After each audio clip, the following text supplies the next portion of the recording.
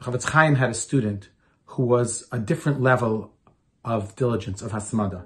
He would learn 20 hours a day. He barely ate. He barely slept. He was almost 100% spiritual, 100% ruchniistic. And the Chavetz Chaim was very concerned about him. We all know that if a person doesn't take care of themselves, there could be catastrophic consequences. He would urge him to eat. He would urge him to sleep.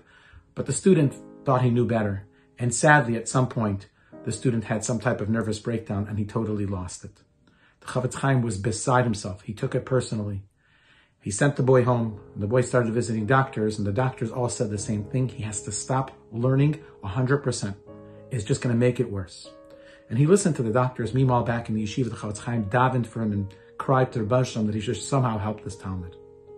Anyways, a substantial period of time passed. And Baruch Hashem, the Bacher had a refuah shlema. He had a spiritual recovery, an emotional recovery.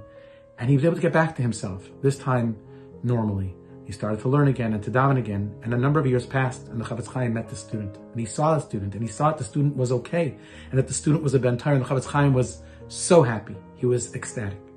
The student said to the Chavetz Chaim, Rabbi, you have to hear something amazing. He says, when everything happened to me, like I was in the worst place possible, how could Hashem do this to me? Look what I was doing for Hashem, and look what Hashem did back to me. But then a short time after I had this nervous breakdown, and I was in a really bad spot, I was drafted to the army. They took one look at me and they said, this person is not fit. And they gave me a petur, they gave me an indefinite discharge from the army. And then, slowly but surely, I healed, and now I'm functional, and I'm healthy, and I don't have to worry about the army ever again. What I thought was the worst thing for me, and the Chavetz Chaim says, what I thought was the worst thing for you as well, was part of the Rabbi Shalom's plan. The pasuk says, in Shir Hashirim, we say it in Kiddush Lavana,